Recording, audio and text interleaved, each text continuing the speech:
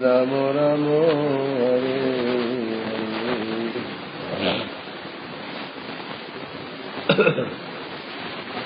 आज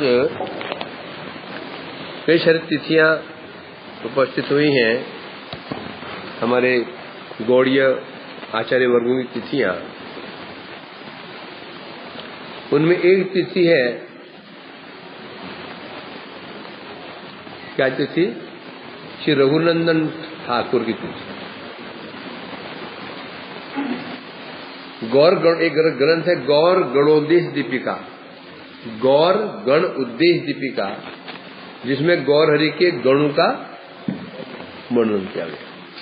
दीपिका जो प्रकाशित करती है, जैसे ना राधा गणोद्देश दीपिका, कृष्ण गणोद्देश दीपिका, ऐसी है क्या गौर गणोद्देश दीपिका। इसमें इनके जीवन चरित्र के विषय में आया, इनका स्वरूप क्या था। व्यूहस तृतीय प्रद्युम्न प्रिय नर्म सको अभवत् चक्रे लीला सहायम यो राधा माधयोर ब्रजे। श्री चैतन्य तनु स एव रघुनंदन, क्या बता रहे? इनका स्वरूप है जो तृतीय पुरुष अवतार है, जो प्रद्युम्न जी हैं, तृतीय व्यू, संकर्षण, वासुदेव और प्रद्युम्न। जो प्रद्युम्न जी जो है व्यू है ना, उनके ही अवतार है श्री रघुनंदन ठाकुर जी। और जो ब्रज लीला में कृष्ण के प्रिय नर्म सखा होकर के ब्रज में राधा माधव की जो सेवा करते थे, वे प्रद्युम्न जी ही इस समय हमारे सामने कैसे विराजमान है? रघुनंदन ठाकुर जी विराजमान। और कौन है? चैतन्य अद्वैत तनु सएव रघुनंदन। रघुनंदन जी हैं चैतन्य के अभिन्न देह है, चैतन्य महाप्रभु से अभिन्न है। ऐसे जो रघुनंदन ठाकुर जी का आज आविर्भाव तिथि है। जन्म हुआ एक वैद्य कुल में। यदि भगवान नीति परिकर हैं, जन्म हुआ वैद्य कुल में। वैद्य कुल उच्च कुल नहीं माना जाता। किसी का मत है 1432 शकाब्द अथवा 1511 ईस्वी में जन्म हुआ। पिता का नाम था मुकुंद दत्त दास। मुकुंद दास मुकुंद बहुत बड़े भक्त महाप्रभु। मुकुंद भी कई मुकुंद है, ये मुकुंद दास है, ये मुकुंद दत्त है, जिनको महाप्रभु ने दंड दिया था, तो मुकुंद जी थे। जो महाप्रभु के कीर्तनीय थे वो थे मुकुंद। ये मुकुंद दास है, ये गृहस्थ है। तो ये मुकुंद दास थे, इनके पिता का नाम मुकुंद दास था। माता का नाम क्या था कि ज्ञात नहीं हो पाया। और और इनके जो पिता थे, रघुनंदन दास जी के पिताजी जो थे मुकुंद दास जी हैं, ये थे नरेश ठाकुर के बड़े भाई। नरेश सरकार उनके बड़े भाई थे। नरहरि सरकार ठाकुर जो थे उनके बड़े भाई थे। पर दो भाई थे। कौन? मुकुंद दास जी और नरहरि जो ठाकुर थे, ये भाई थे। चैतन्य चरित के मध्य लीला के 15 अध्याय में स्पष्ट लिखा है। जो चैतन्य चरित का जो मध्य लीला है 15 अध्याय में स्पष्ट लिखा है कि रघुनंदन जी के पिता मुकुंद दास जी की एक राजवैद्य, ये वर्णन है। रघुनंदन जी के जो पिता मुकुंद दास जी थे, एक राजवैद्य थे। राजवैद्य में राजा की चिकित्सा किया करते थे, राजवैद्य थे। बाह्य राजवैद्य यहाँ करे राज सेवा, अंतरे प्रेम यहाँ जाने मेघ केवा। अब उनका वो व्यापार है, व्यवसाय है, क्योंकि देह यात्रा करनी है, जीवन निर्वाह करना है, बाह्य रूप में वैद्य चिकित्सक, चिकित्सक होता है वैद्य, उसका कार्य करते थे, चिकित्सा किया करते थे, तो अंदर से परम परम भक्त थे। एक बार मुकुंददास जी, क्योंकि राजवैद्य है, बादशाह की चिकित्सा कर रहे थे, तो चिकित्सा करने गए थे। उसी समय वहां पर उनका सेवक, राजा का जो सेवक था, एक पंखा लेकर के आया। बादशाह को पंखा झल रहा था, उसमें मोरपंख लगे हुए थे उस पंखे में। उन मोरपंख को देखते ही वो मूर्छित होकर गिर पड़े, ऊपर से नीचे आगे गिर पड़े थे। इस प्रसंग का वर्णन कहाँ वर्णन है? चैतन्य चरितमृत में इसका वर्णन हुआ है, चैतन्य चरितमृत ग्रंथ में इसका वर्णन हुआ है। इनका जो जन्म स्थान था वर्धमान जिले के अंतर्गत श्रीखंड में इनका जन्म हुआ। महाप्रभु कहते हैं ना श्रीखंडवासी भक्त, तो वहां पे मुकुंददास जी भक्त थे।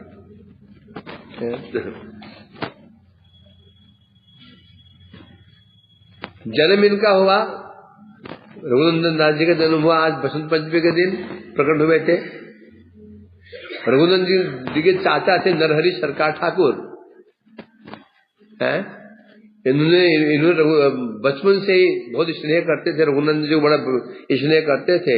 नरहरि ठाकुर स्नेह करते थे, पालन पोषण भी इन्होंने किया था। यदि माता पिता होने पर भी रघुनंदन जी का जो पालन पोषण किया था नरहरि सरकार ठाकुर ने ही किया था, बड़े लाड़ प्यार से पालन पोषण भी किया था। जहां बता रहे यहां पर महाप्रभु ने एक बार पूछा, क्या पूछा? मुकुंदासेर पूछे सचिरानंदन, तुम्ही पिता पुत्र तुम्हार श्री रघुनंदन। खंडेर मुकुंदास ऋषि रघुनंदन नरहरि 3 जन। जो खंडवासी, जो खंड ग्रामवासी भक्त थे, जो खंड ग्रामवासी भक्त थे, वो इसलिए हम को बोलते खंड ग्राम, खंडवास जो ग्राम है वहां कुत्ता भी मुझे प्रिय है। कुत्ता जगन्नाथ जी का जब रथ बनता था, रथ होता था, तो उसकी रस्सी जो होती है, रस्सी महाबू कहते थे तुम्हें लेके आओगे। जो रस्सी बनती थी, पट्टर डोरी बनती थी, वो यही से बन करके आती थी। खानर खंडवासी नरहरि, तो खंडवासी भक्त थे ये, इसलिए कह रहे हैं। क्योंकि ऐसे क्यों है? क्योंकि उस खंडवास में मुकुंददास रघुनंदन जैसे भक्त है, इसलिए उस गांव का एक कुत्ता ही मुझे प्रभु ने कहा था प्रिय है। तो एक बार मुकुंददास से पूछा, श्री महाप्रभु ने मुकुंददास कौन है? पिता है। उनसे पूछा, तुम्ही पिता पुत्र तुम्हारा रघुनंदन, क्या तुम पिता हो? रघुनंदन तुम्हारा पुत्र है? तुम पिता हो, क्वेश्चन मारा गया, क्या तुम पिता हो? रघुनंदन तुम्हारा पुत्र है क्या? केवल रघुनंदन पिता तुम्ही चाहत नहीं, या आप रघुनंदन पिता है और आप उनके पुत्र हो? निश्चय करिया कह जाओ कर संशय। महाप्रभु मेरे मन में बड़ा संशय है कि आप पिता हो, कि रघुनंदन पुत्र है, कि रघुनंदन पिता है, कि तुम पुत्र हो, मैं समझ नहीं पा रहा हूं। स्पष्ट करके बताओ, तुम्हें जो कौन पिता है, कौन पुत्र है, मेरा संशय दूर हो जाए। मुकुंद कहे रघुनंदन आमार पिता है, आमी तार पुत्र हमारा निश्चय। मुकुंद जी कौन है? पिता है। तो मुकुंद जी कहने लगे, नहीं, रघुनंदन मेरे पिता है, मैं उनका पुत्र हूं, यही मेरा पक्का निश्चय है, मेरा यही निश्चय है, ये विश्वास है। पिता तो मेरा रघुनंदन है, मैं उनका पुत्र हूं। बोला मतलब कि ऐसा मजाक कर रहे हैं महाप्रभु जी सामने, शायद मजाक करने का, उपहास करने का। बोले क्यों? आमा सभा कृष्ण भक्ति रघुनंदन होते, आते पिता रघुनंदन हमारा निश्चित है। क्यों बता रहे हैं? इसलिए कह रहे हैं क्योंकि मेरी भक्ति अब परिवार में जो हम भक्त बने हैं ना, वो भक्ति हम कहां से आई है? वो रघुनंदन से आई है। रघुनंदन के कारण भक्त बने हैं। तो सीधी बात हो गई, जो हमें भक्ति प्रदान करता है से परम बंधु, सही माता पिता, कृष्ण भक्त जयी प्रेम भक्तदाता। वही माता, वही पिता, वही बंधु, वही भाई जो हमें कृष्ण भक्ति प्रदान करता है, वही पिता होता है। जगत के पिता वो पिता के शरीर का है, आज कल नहीं है ना। परंतु जो हमें कृष्ण भक्ति प्रदान करता है, हमें शिक्षा प्रदान करता है, वो पिता होता है। इसे बता रहे हैं क्योंकि हमें भक्ति प्राप्ति रघुनंदन से हुई है। पिता कौन हो गया? बाह्य अनुसार, बाह्य दृष्टि से पिता मैं हूं, पर शास्त्रीय विचार अनुसार तो पिता तो रघुनंदन ही है, मैं तो पुत्र हूं। इसलिए कह रहे हैं, शून्य हाथ से कहे प्रभु कही ले निश्चय, जहां है ते कृष्ण भक्ति से गुरु है। प्रभु बड़े प्रसन्न हुए, बोले मुकुंद वाह, बोले बहुत अच्छी बात कही है, बिल्कुल अच्छी बात कही है। क्योंकि जिससे कृष्ण भक्ति प्राप्त होती है वही गुरु होता है। गुरु बोले पिता, वही पिता होता है। इस प्रकार से बता रहे, रघुनंदन कार्य कृष्ण सेवन कृष्ण बिना यह नहीं अनिमन। और जो रघुनंदन जी थे, उनका एक ही कार्य था, कृष्ण सेवा। कुछ नहीं करते थे, सर्वदा कृष्ण सेवा में लगे रहते थे। क्या? जैसे कैसे बता रहे हैं, बाल्यावस्था में रघुनंदन जी ने अपने बचपन में अपने कुल देवता को लड्डू खिलाए थे। इनके कुल देवता थे श्री गोपीनाथ जी। गोपीनाथ जी को रघुनंदन जब छोटे बच्चे थे, छोटे बालक थे, उस समय उन्होंने अपने प्रभु को लड्डू खिलाए थे। तो बोलो कौन सी बड़ी बात हुई, हम रोज ही खिलाते हैं। हमारे पुजारी रोज ही खिलाता है लड्डू, तो खिलाते नहीं गए मधु गोपाल? बोलो मैं तो रोज ही खिलाता हूँ 3 बार, रोटी भी खाता हूँ। क्या बता रहे हैं यहाँ पर? अपने हाथ से खिलाया, ठाकुर जी ने ग्रहण किया था उसको प्रत्यक्ष रूप में है। अभी हम तुम तो बोले कि हाँ हम लोग नहीं खिला रहे हैं, क्या ये भी दोष हो जाएगा है? बोले यदि हमारा सामर्थ्य नहीं है, हमारी भक्ति ऐसी नहीं है, परंतु तो हम जो अर्पण कैसे कर रहे हैं उसको मंत्र से कर रहे हैं। तो मंत्र कौन दिया है? गुरुदेव दिया।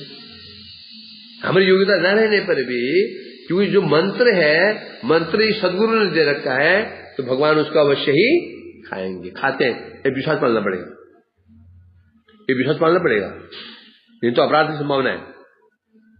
हाँ, इसलिए बता रहे हैं यहां पर, प्रकट शिखंडवास नाम श्री मुकुंद दास, घरे सेवा गोपीनाथ जानी, गेला गौन कार्यांतरे सेवा करे बारे तोरे, रघुनंदन डाकियान। एक बार क्या हुआ, मुकुंददास जी के घर में गोपीनाथ की सेवा थी। किसी कार्य से वो कहीं बाहर चले गए, तो रघुनंदन को बुलाया उन्होंने, और घर में और उनको आदेश दिया है कि घर में जो कुछ भोग बनेगा तुम यत्न पूर्वक गोपीनाथ जी को खिलाना, प्रेम से खिलाना, ठाकुर जी खिलाना प्रेम से। चले गए, पितार आदेश से पाइया सेवा सामग्री लोहिया, गोपीनाथ मुख समुख आइला। पिताजी चले गए तो फिर उनकी माता जी ने रसोई बनाई, वो जो सामग्री को लेकर के गोपीनाथ जी के सामने आए। मुकुंद कौन? रघुनंदन जी ठाकुर सामने आए। रघुनंदनती वयक्रम शिशुमती, अब वो बालक थे। बालक की मति क्या होती, वो ये सोचे थे पिताजी ने खाने को बुलाया तो गोपीनाथ जी खाते होंगे, पिताजी जो भोग मंदिर में ले जाते हैं वो खाते होंगे। वो तो ये समझे बैठा हुआ था, बैठे होते तो वो ले आए, सामने रख दिया, भोग रख दिया और बोले खाओ गोपीनाथ जी आज खा लीजिए। है। अब गोपीनाथ जी नहीं आ रहे, कांदीते लगे रोने। आप खाते क्यों नहीं है, आप खा क्यों दे रहे हैं, आइए खाइए। कृष्ण से प्रेमेर वसे नारा किया वशे से सकल खाए अलक्षित। अब कृष्ण रह नहीं पाए, उन्होंने सब खा लिया, कुछ छोड़ा ही नहीं, अलक्षित है। मतलब उन्हें खाते हुए नहीं देखा, उन्हें खाते हुए नहीं देखा, अलक्षित रूप में खा लिया, पात्र सब खाली हो गए। आसिया मुकुंद दास कहे बालके पास प्रसाद ने बेदान आनो देखी। तो मुकुंदास जी वापस आए, बोले बेटा वो प्रसाद लिया, प्रसाद क्या लेकर क्या तो प्रसाद पाते हैं। शिशु कहे बाप सोने सकले खाए लो पुनः, अब ये किचु ना रखी। रघुनंदन बोले कि लाऊं क्या, सब लोग खा गए भगवान, गोपीनाथ जी सब खा गए, छोड़ा ही नहीं।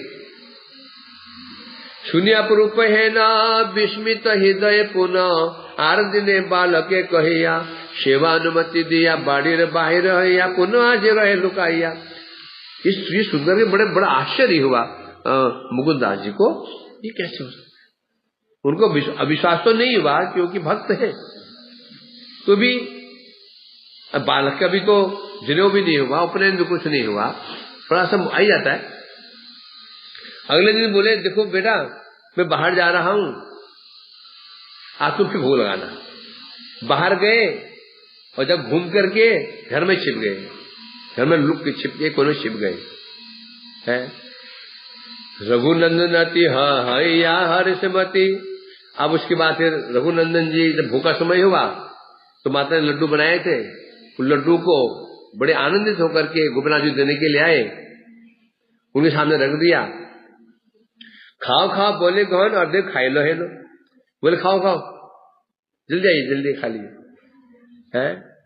अब उसमें भगवान ने आधा खा लिया है। और ये सब मुकुंद जी उस समय इस चीज को द्वार पर खड़े होकर देख रहे थे। से खाइल रहे है न आर न खाइल पुनः देखिया मुकुंद प्रेम। जैसे द्वार के बीच छिपे हुए थे, आधा खाया था, जब झांक रहे थे गोपीनाथ जी आधा लड्डू खाया, आधा लड्डू नहीं खाया, छोड़ दिया उसको।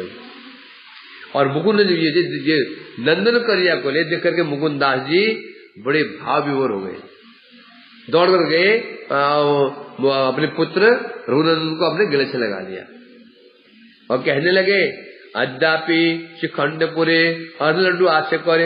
अभी भी बता रहे यहाँ पर, अभी भी खंडपुर में जो मंदिर है इनका, श्रीपाद मंदिर जहाँ जन्मस्थान मंदिर है, उस मंदिर में अभी भी गोपीनाथ जी के हाथ में आधा लड्डू है। देखिए जब भाग्यवंत जन, जो भाग्यवान व्यक्ति देख पाएंगे उसको, तुम जाओ नहीं भी देख सकता। बता रहे हैं जो अभी भी वहां गोपीनाथ जी का मंदिर है, अभी उनके हाथ में वो लड्डू विराजमान है। भाग्यवंत जाने, भाग्यवान जो भाग्यवान भक्त होते हैं वे उसका दर्शन कर पाएंगे, नहीं दर्शन नहीं कर पाएंगे, मतलब तात्पर्य है। श्री रघुनंदन जा रे लड्डू खवाई लो, तारे देखी मने कौतुक बाढ़ी लो। बता रहे यहाँ पर अब रघुनंदन ने जिनको लड्डू खिलाया है, किसी खिलाया था, भगवान को खिलाया था ना, उनके दर्शन करके मन में बहुत कौतूहल बढ़ गया। ठाकुर जी दर्शन करके, है ना, जैसे मदन मोहन जी हैं, जब हम जाते हैं तो आनंद होने होता है कि वही मदन मोहन जी हैं जो मथुरा चल करके यहां पर पहुंचे हैं।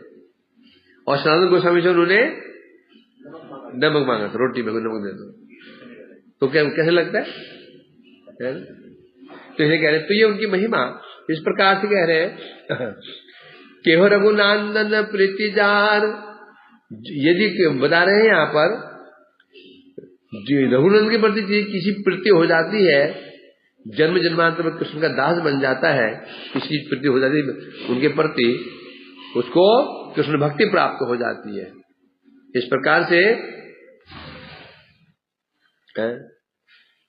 अब बता रहे हैं यहाँ पर, यहाँ कह रहे हैं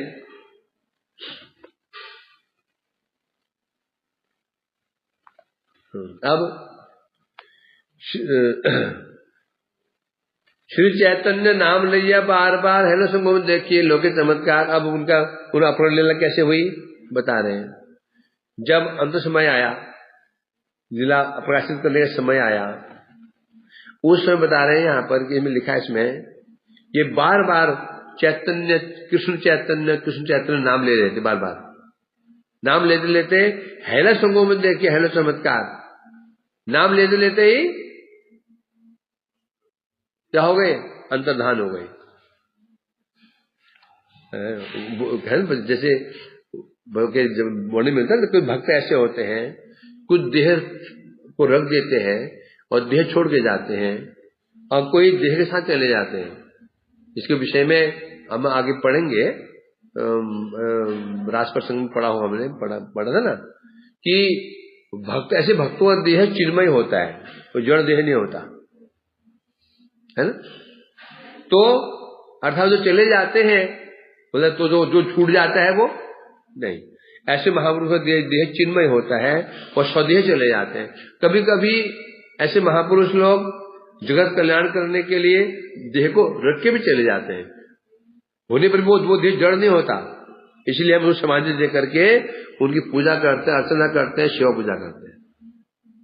तो यहां पर क्या हो रहा है, सशरीर, जैसे मेरा भाई चले गए थे ना, द्वारकाधीश चरणों में प्रविष्ट हो गई थी,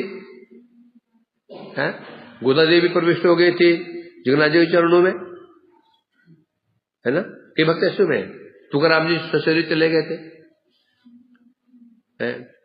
परंतु अब जैसे हमारे सनातन गोस्वामी पाद वो ऐसे नहीं गए, तो बोलेंगे ये छोटे भक्त तो बड़े भक्त हैं, ऐसा नहीं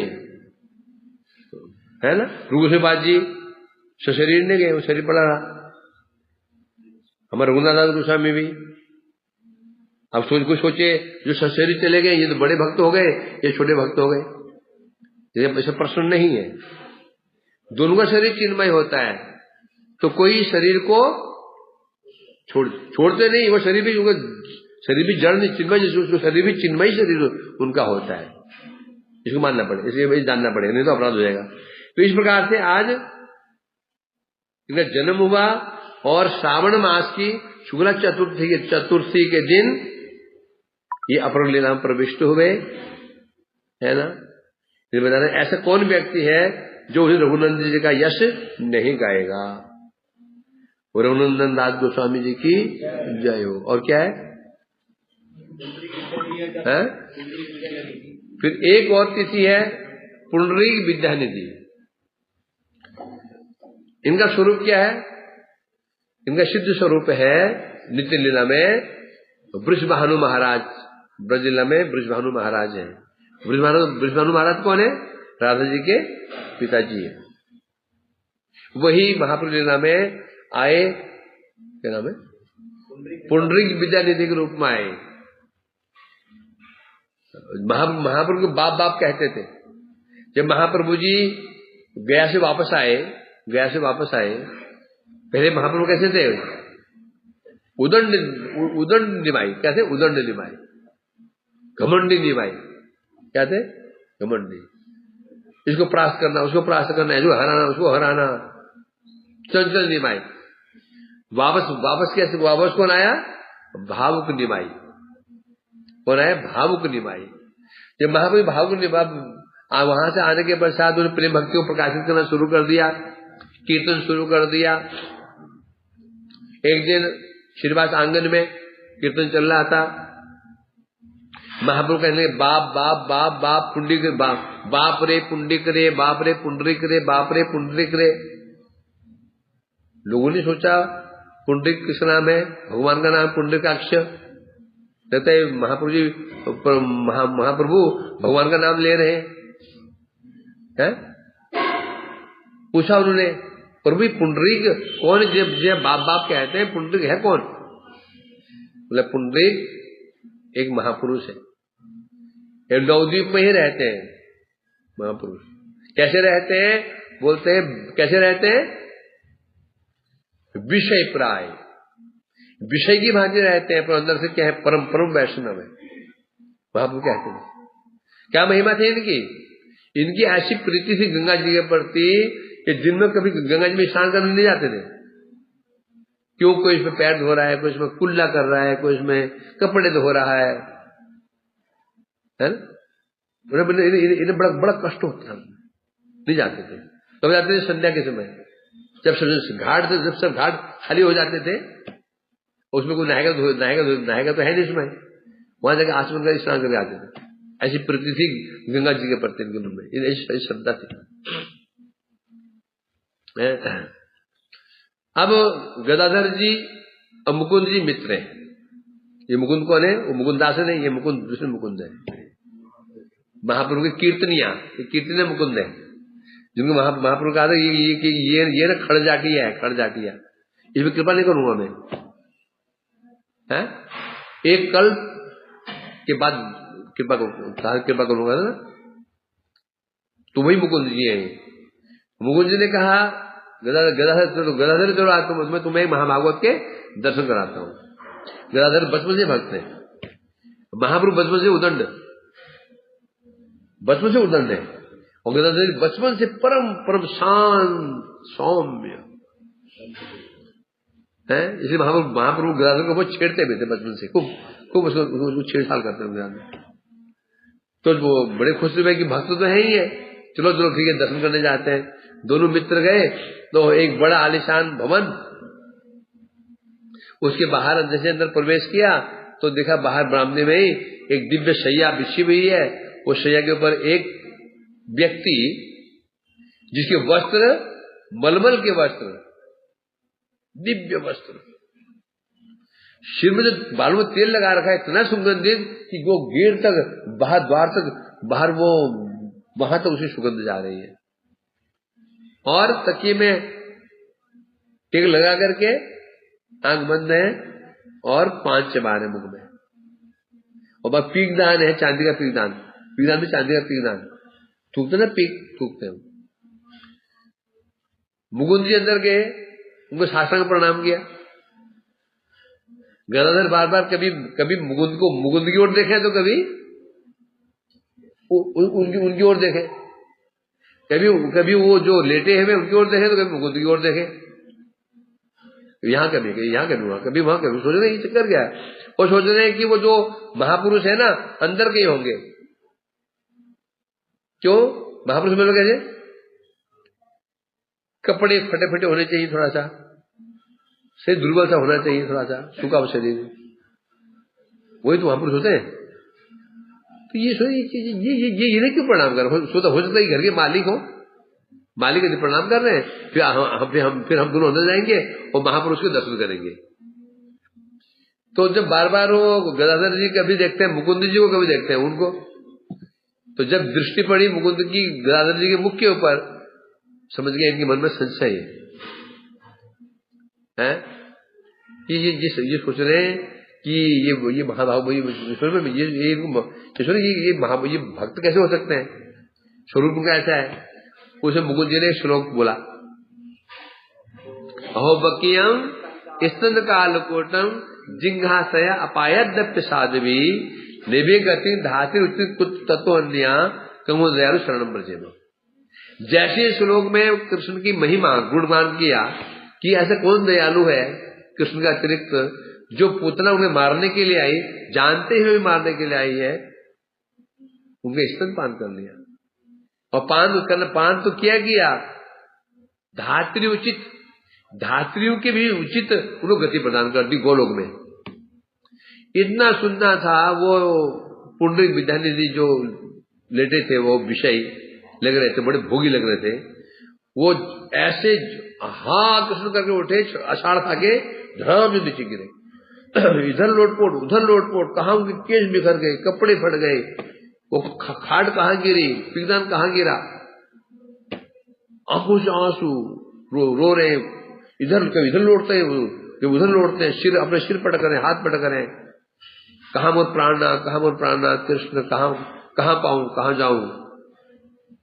गदाधर ने जब ये देखा, उनके पैरों को जमीन खींच गई। अरे ये तो मुझे घोर अपराध हो गया, ऐसे भक्ति भी होते हैं, ये तो कैसे कैसे विरह के अंदर इनके विरह दबा हुआ है, कि विरह इनके अंदर है, कैसे भक्त हैं और मैंने इनको सामान्य भोगी विषय मान लिया। बड़े दुखी हो गए। फिर प्रणाम किया, प्रणाम करके वापस आए। अब समझ दो कि मेरा अपराध हो गया। प्रभु से बोले, प्रभु ने कहा क्यों, दर्शन हो गया, वैष्णव का? प्रभु जानते हैं तेरे अभी। बोले प्रभु मेरा अपराध हो गया, मैंने उनके सामान्य भोगी विषय मान लिया, मेरा अपराध दूर कैसे हो बताइए। मेरी इच्छा हो रही कि मैं उनसे मंत्र ले लेता हूं, उनसे मैं मंत्र ले लेता हूं। जब मैं मंत्र लूंगा तो वो मेरे गुरु बन जाएंगे, और गुरु शिष्य का अपराध कभी फिर लेता ही नहीं। प्रभु बड़े प्रसन्न हुए। एक पुण्यतिथि के दिन सामने एकादशी आ रही है, उस दिन तुम उनसे मंत्र ले लो। तब उसमें पुत्री ने पिता से ही, गदाधरी कौन है? पिता ने पुत्री ने पिता से भी दीक्षा ग्रहण की और सेवक बन गए। तो ये महिमा। और जब ये थे उधर, जब महाप्रभु पुरी पहुंच गए, पुरी यहां से भक्त लोग जाते थे दर्शन करने के लिए, एक बार ये भी गए। इन्होंने ये देखा जगन्नाथ जी के मंदिर में जगन्नाथ जी के पुजारी ठाकुर जी को माड़ी कपड़े है ना, वो माड़ लगाए कपड़े पहनाते हैं। नियम होता है जब ना कपड़े पहनाते हैं, माड़ किसे कहते मालूम है? जब तुम कॉटन की धोती पहनते हो वो खरखर होती है ना, उसमें होता है क्या, माड़ कलप लगाते हैं, कलप वो चावल का माड़ लगाते हैं उसमें, वो जो धोरी खड़ी खड़ी रहती है, और इसको अपवित्र मानते हैं। कभी माड़ युक्त कपड़े ठाकुर जी को नहीं पहनना स्वयं पहनने चाहिए, नहीं पहनना चाहिए। पुजारी कभी माड़ी कपड़ा पहन करके अर्चन ना करे, अपराध है, समझे कि नहीं? उसको धोना पड़ेगा, उसमें माण होता है, और माण होता है सूती कपड़े में, सूती कपड़े माण उसमें माण लगाते हैं। तो मन में आया, देखो ये कैसे लोग हैं, ठाकुर जी को माणी अपवित्र वस्त्र, माण अपवित्र क्यों होता है? चावल का वो अवशिष्ट भाग है, चावल पकाते हैं ना, वो तो माण वो अवशिष्ट है ना, वो चावल उसका माण अवशिष्ट है, त्यज्य वंश है। बड़ा मन में कष्ट हुआ। देखो ऐसे इतने बड़े विद्वान पुजारी होकर के भी ठाकुर जी माण युक्त कपड़े पहनाते हैं। चले गए घर में, जहां रुके हुए थे, सो गए। रात को दोनों पहुंच गए, जगन्नाथ जी बलदेव जी। एक गाल में यहां थप्पड़ मारता है, तू मेरे पुजारी का दोष देखता है, ये यहां से मारता है, और दोष देखेगा ये यहां से मारता है, यहां से मारता है, मारो गाल, तुम्हें गाल फूल गए मोटे मोटे। तो सुबह जब प्रभु दर्शन करने के लिए गए तो ऐसे छिपा के ऐसे छिपाया हुआ थे। प्रभु का ये पुंडरीक जी आज क्या हो गया, ये अब अपने मुंह को छिपा क्यों रखा है, क्या हुआ?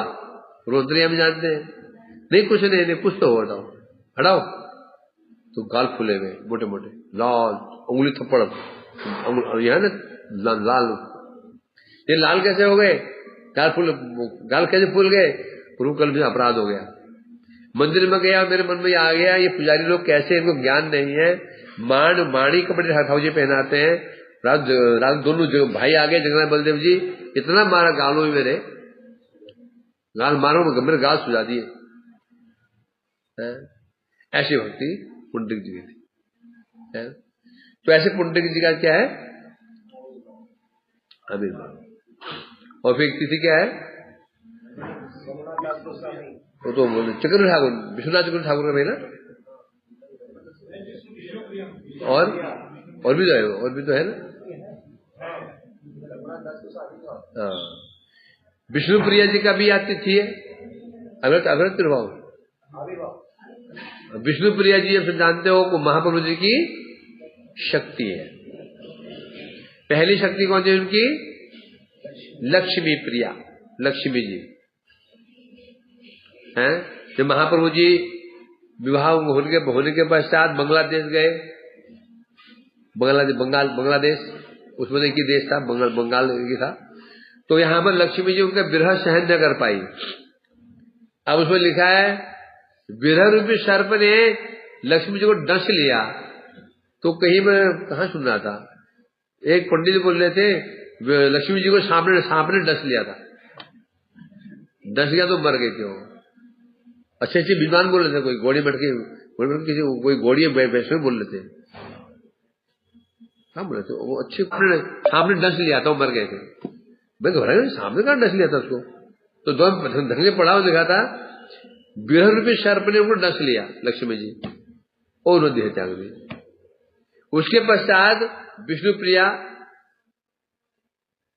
विवाह हुआ है। विष्णु प्रिया के पिता कौन? सनातन दास। ये कौन है? भीष्मक। भीष्मक क्या होता है? वही है। यहाँ पर कौन है? विष्णु प्रिया जी। इनका विवाह, महाप्रभु से इनका विवाह हुआ विष्णु प्रिया। परंतु और विवाह होते ही महाप्रभु जी गया गए, वहां से लौट करके आए, भाव बिल्कुल बदल गया था। पहले महाप्रभु विवाह लक्ष्मी प्रिया से हुआ, उसके पश्चात वो गया गए थे। जब लक्ष्मी प्रिया से उन्हें विवाह हुआ था उसमें वो भावुक निमय नहीं थे, वो चंचली थे। विद्यार्थी को लेकर गए थे बांग्लादेश, उसी दौरान यहाँ पर उन्होंने देह त्याग दिया।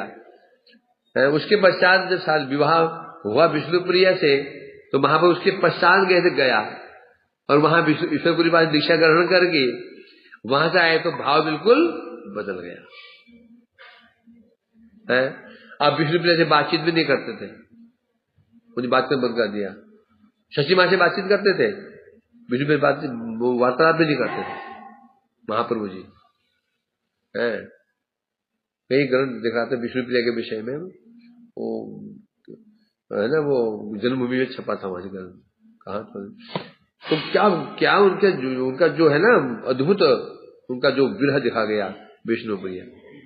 वहां पर संन्यास लिया है। संन्यास से एक दिन पहले अब प्रभु ने देखा कि अब तो संन्यास लेना पड़ेगा, जब जाना पड़ेगा, मुझे जिस कार्य के लिए आया हूं वो कार्य भी करना है, प्रेम भक्ति का प्रचार भी करना है, विचार क्या निकलने का है। वो एक दिन पहले विष्णु प्रिया जी का अपने हाथों से श्रृंगार किया, महाप्रभु श्रृंगार अपने हाथों से श्रृंगार किया विष्णु प्रिया जी का।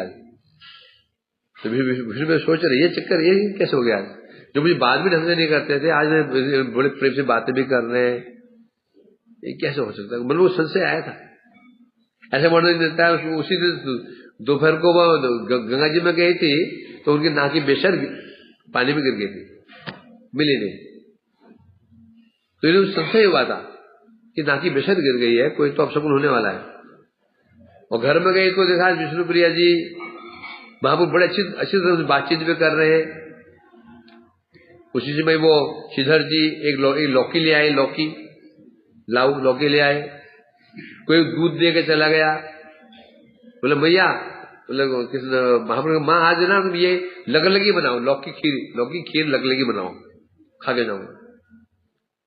भैया ने खीर बनाई, खीर खाए ढंग से। लक्ष्मी जी बहुत अच्छी, विष्णु जी बहुत अच्छी बातचीत की रात में। आज रात बीत गई, अब जाने के समय हुआ तो प्रभु ने तब इंगित किया, इच्छा की। इसे जानकर योग माया ने विष्णु प्रिया जी को जगा दिया, सुला दिया। हाँ, बस जैसी वो सोई महाप्रभु जी उठे और जब बाहर निकलने लगे, द्वार पर बैठी थी मैया। उन्हें वो क्योंकि महाप्रभु 5 लोगों को बताया था जाने के विषय में, श्री दामोदर जी, जगदानंद जी, नित्यानंद जी, चंद्रशेखर और मुकुंद सेन, मुकुंद 5 लोगों को बताया था कि मैं घर में रात को निकल जाऊंगा। और कैसे खबर पहुंच गई सच्ची माँ को भी। जब बाहर निकलने लगे, रास्ते में सच्ची माँ द्वारा बैठी हुई है, कि वही बैठी हुई है। मुझे पता है कि आज जाने वाला है, तो महाप्रभु ने प्रणाम किया, 4 परिक्रमा की उनकी, कोई बातचीत नहीं की, कोई बातचीत नहीं, वार्तालाप नहीं, न सच्ची माँ ने कुछ कहा नहीं कुछ कहा। उनको प्रणाम किया, परिक्रमा करके प्रणाम करके निकल गए। गंगा घाट पार करके सीधे शांतिपुर होते हुए यहां निकल आए। तब से विष्णुप्रिया जी कैसे उनका विरह रहा होगा, कैसे विरह रहा होगा बताओ। नवद्वीप से जब महाप्रभु जी संन्यास लेकर के आए शांतिपुर में, पूरा नवद्वीप गया था, केवल विष्णुप्रिया जी नहीं गई थी। कई ऐसे मूर्ख भी हैं जो कहते हैं कि महाप्रभु विष्णुप्रिया जी गई, महाप्रभु ने विष्णुप्रिया जी को अपनी खड़ाऊ दी थी, खड़ाऊ तुम उनकी पूजा करना। लोग ऐसे ही बोलते हैं, जब भी ऐसे वर्णन नहीं है। महाप्रभु ने विष्णुप्रिया को दर्शन दिया ही नहीं, और न ये दर्शन करने के लिए गई न उन्हें दर्शन दिया, क्योंकि विष्णुप्रिया भी कौन है, साक्षात लक्ष्मी स्वरूप है। उनको धर्म ज्ञान है। सन्यासी धर्म क्या होता है? सन्यासी धर्म ये क्या होता है? पत्नी का भी सन्यासी के पत्नी से नहीं मिलेगा, पर घर वालों से मिलेगा ही नहीं वो, तो भी पत्नी से कभी किसी अवस्था में नहीं मिलेगा। सन्यासी का नियम होता है। तो तब से विष्णुप्रिया जी वो घर में रहती थी अकेले, वहां पर महाप्रभु के विरह में है। जब से महाप्रभु ने गृह त्यागा तब से वर्णन मिलता है कि किसी ने भी उनका मुख नहीं देखा। प्रातःकाल ब्रह्म मुहूर्त में गंगा जी जाती, स्नान ध्यान करके आ जाती, फिर घर के अंदर ही बंद रहती और चावल बीनते, हरे कृष्ण कृष्ण कृष्ण हरे हरे, हरे राम राम राम महामंत्र करती, एक चावल निकालती, चावल बीनती थी। सोचो, एक मंत्र में एक चावल है। और इस प्रकार से चावल जो चावल बच जाते, जो चावल होते थे, उसकी रसोई बनाती, उसे फिर ठाकुर जी भोग लगाती, सची माँ को भी खिलाती। जो बच जाता, अब कितना होता होगा। या हो सकता है चावल बिंद रही है, चावल में खेर कंकड़ हो सकते हैं, वो बिंद रही है चावल, ये भी हो सकता है। चावल 1 किलो चावल ले लिया, उसमें से उसमें कंकड़ होते, धान होते, निकाल लिए, भी हो सकता है, परंतु ऐसे वर्णन तो नहीं है। इस प्रकार से कठोर वैराग्य ऐसे जीवन धारण किया लक्ष्मी विष्णुप्रिया जी ने है। और बाद में से जब महाप्रभु चले गए, उन्होंने अब लीला को अपराशित कर लिया था, तब उसके पश्चात जीव गोस्वामी बाद में गए, वहां पहुंचे, तो उसमें विष्णुप्रिया जी ने जीव गोस्वामी बाद के सिर पर अपने चरण रखे थे, आशीर्वाद दिया था सच्ची माने में। उसमें विष्णुप्रिया जी ने रसोई बनाई अपने हाथों से, और स्वयं सच्ची माता जी ने उनको परोसा, जीव गोस्वामी को खिलाया। इस प्रकार विष्णुप्रिया जी का भी आज क्या है, आविर्भाव। और क्या है, रघुनाथ गोस्वामी का है, तो जानते ही उनका तो प्राय होते रहता है, उनका भी है। नाम है विश्वनाथ ठाकुर जी। चक्रवर्ती अर्थात जो बीच में रहते, चारों के बीच में चक्रवर्ती कहते हैं, अर्थात भक्तों में जो चक्रवर्ती के समान है, चक्रवर्ती राजा।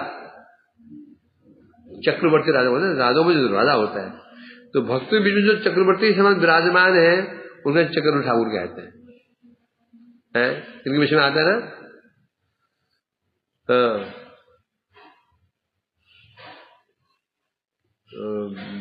बिंदु किरण कड़ा एक 3 यही वैष्णव पड़ा।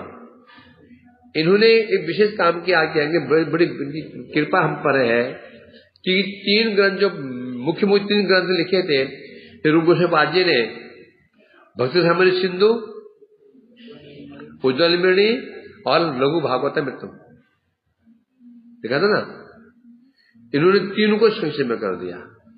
किरण बिंदु कणा एक 3 वैष्णव पढ़ा। वैष्णव बना, वैष्णव बनना, वैष्णव कौन बन सकता है? किरण बिंदु कणा, जिन्हें 3 को आत्मसात कर लिया। किरण कहने से उज्ज्वल नीलमणि, ग्रंथ था उज्ज्वल नीलमणि, इन्होंने क्या लिखा, किरण। मणि से किरणें निकलती है, तो उसको पढ़ना आसान नहीं है, तो उन्होंने उसके एक अंश लेकर के उज्ज्वल नीलमणि किरण, इतना ग्रंथ छोटा सा। उसके पश्चात बिंदु, भक्ति धाम सिंधु इतना विशाल ग्रंथ है, उसको बिंदु निकाल दिया। बिंदु, किरण, कणा। भागवत में जो भागवत में था उसको छोटा सा कर दिया है ना। तो किरण, बिंदु, कणा, उज्ज्वल में किरण, हमारे सिंधु बिंदु और तो तीन ने वैष्णव बना। यदि किसी ने 3 ग्रंथ ना पढ़े हो तो वैष्णव बन ही नहीं सकता हो। ये 3 ही वैष्णव बना, ये तीनों से वैष्णव बनता है। जो ये ग्रंथ ना पढ़े, 3 ग्रंथ ना पढ़ा हो तो वैष्णव बन ही नहीं सकता, इतना महत्व है। और वृंदावन भजन साधन करते थे, और जिन्हें भी अपसंप्रदाय थे उनका खंडन भी क्या करते थे।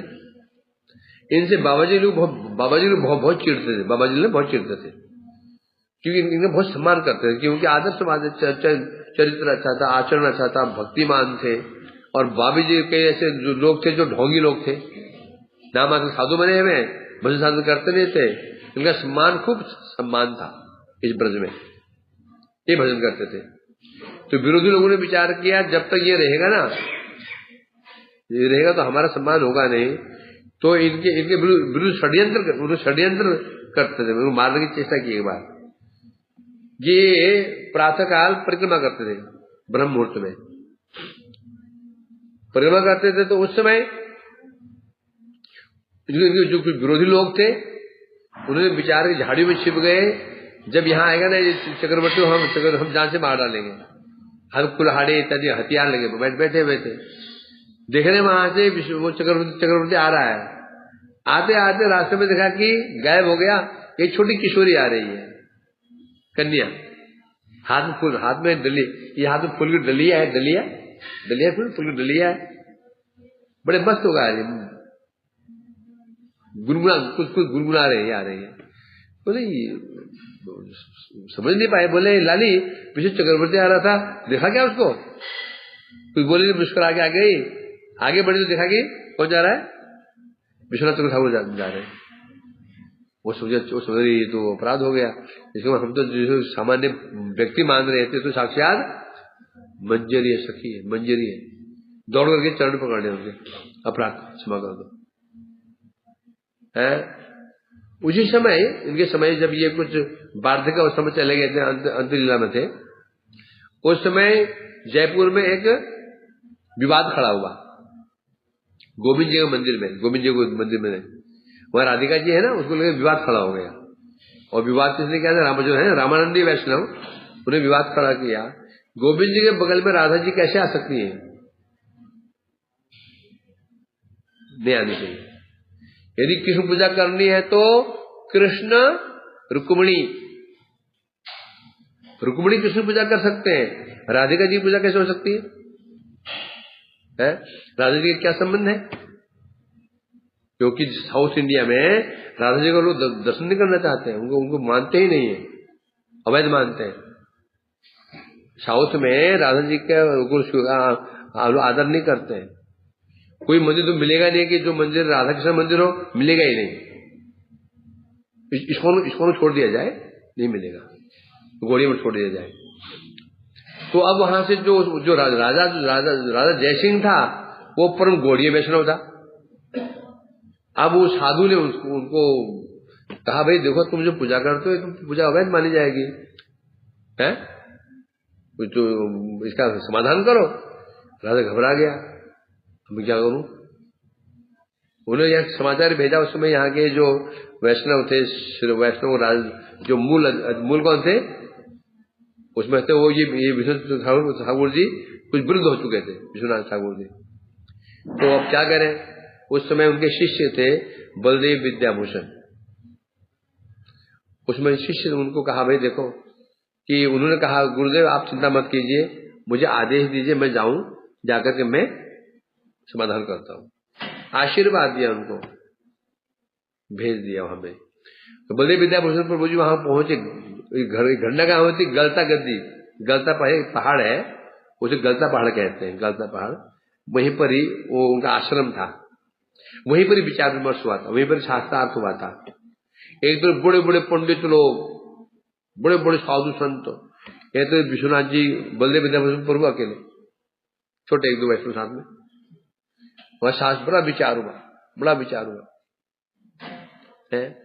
विचारों में परास्त कर दिया, बलदेव विद्याभूषण प्रभु परास्त कर दिया, सिद्ध कर दिया राधिका जी ही कृष्ण की क्या है, स्वरूप शक्ति है।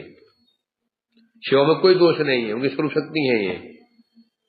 उनकी सेवा के लिए शादी की कोई जरूरत ही नहीं है, उनकी स्वरूप शक्ति है। विवाह हो या नहीं हो, विवाह भी हुआ है, विवाह भी तो हुआ है, ये भी सिद्ध कर दिया। नहीं भी हो तो भी क्या समस्या है, मुख तो बंद कर दिया। फिर उन्होंने चलाया अपना ब्रह्मास्त्र। क्या उन्हें ब्रह्मास्त्र क्या था, किसी भी संप्रदाय को तब तक मान्यता प्राप्त की जाती है जब तक न्याय प्रस्थान, श्रुति प्रस्थान, स्मृति प्रस्थान, तीन के ऊपर भाष्य लिखना पड़ता है।